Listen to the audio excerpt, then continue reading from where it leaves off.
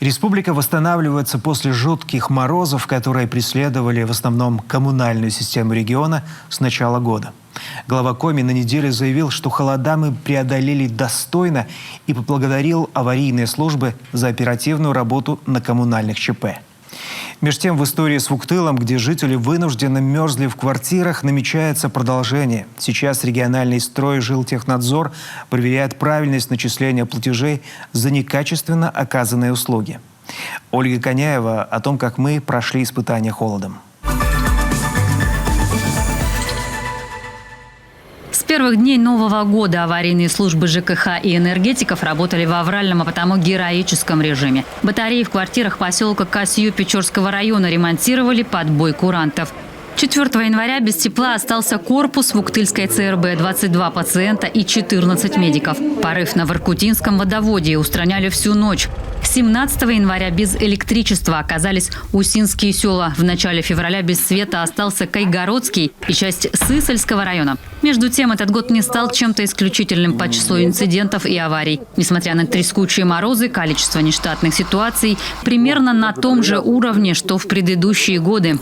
Аварийные бригады, несмотря на холод, не считаясь с личным временем, всегда готовы выйти на вызов и устранить аварию. С начала года в республике по системам тепла, вода, газа, электроснабжения произошло порядка 250 инцидентов.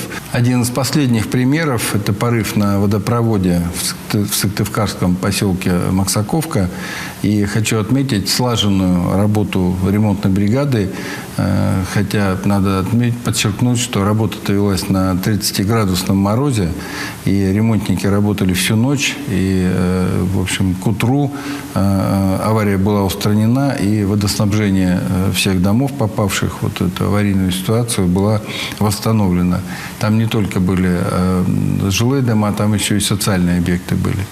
Коммунальная инфраструктура на севере подвержена повышенным нагрузкам. Особые природно-климатические условия, низкие температуры. Морозы местами под 40 в этом году держались практически 2 месяца. Резервы топлива, передвижные электростанции, запас материалов и оборудования – все было готово заранее. Отработана система реагирования на любые ЧС. Последствия многих аварий жители даже не успели почувствовать.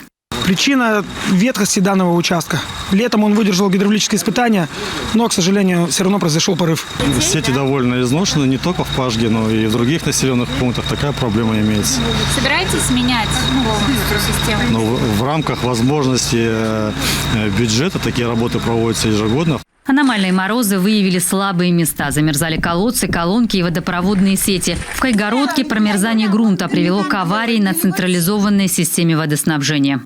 Вот наш кран, который бездействует.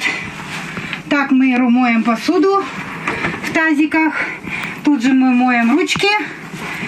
Также в тазиках. Вот тяжело.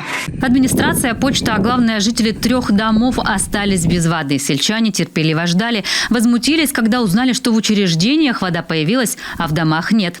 В итоге водоснабжение восстановили. Когда стали делать администрацию, я говорю, чем мы хуже?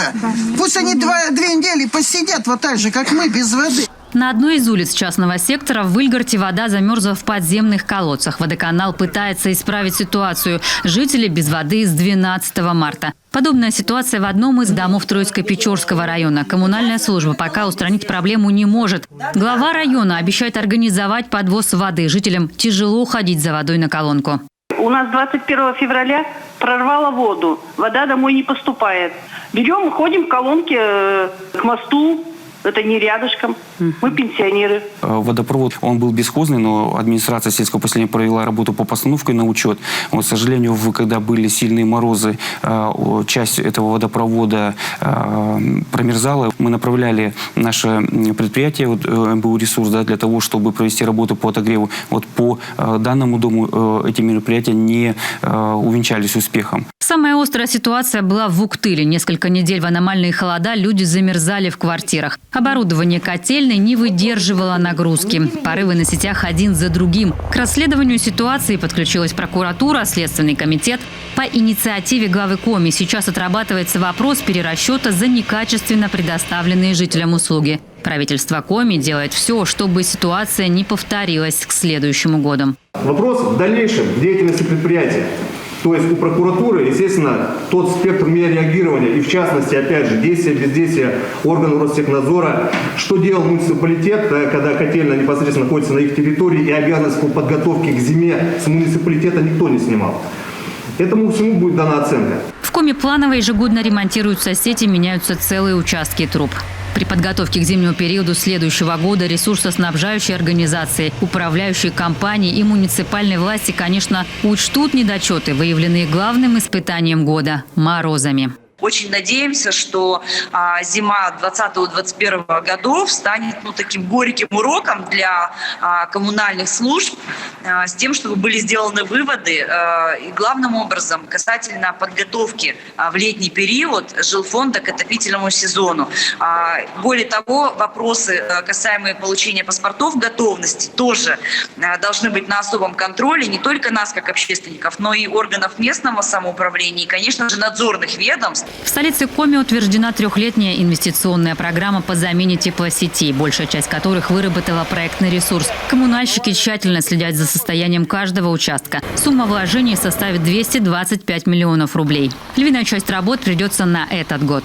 Кроме этого, у нас и с ресурсоснабжающими организациями части водоснабжения и водоотведения также подписаны и утверждены инвестиционные программы. Они также направлены на повышение надежности. И эти работы по повышению надежности у нас уже начаты уже с этого года. Мы видим эти работы и на улице Советской, на улице Горького, на Октябрьском проспекте. Эти работы будут продолжаться вплоть до конца текущего года. Они у нас очень хорошо расписаны в календарном графике. Более 20% ветхость составляет по водопроводным сетям и около 40% по канализационным сетям. В Сыктывкаре высоко оценили подготовку к зиме всех объектов, благодаря чему по сравнению с прошлым годом на 15% меньше аварий. С трудом выдержали нагрузку сети старого жилфонда. Уже в апреле в мэрии Сыктывкара будет утвержден план комплексной подготовки к следующей зиме. На особый контроль в муниципалитете поставили 3000 домов. Работы по промывке систем отопления в жилфонде должны начаться сразу после отключения тепла.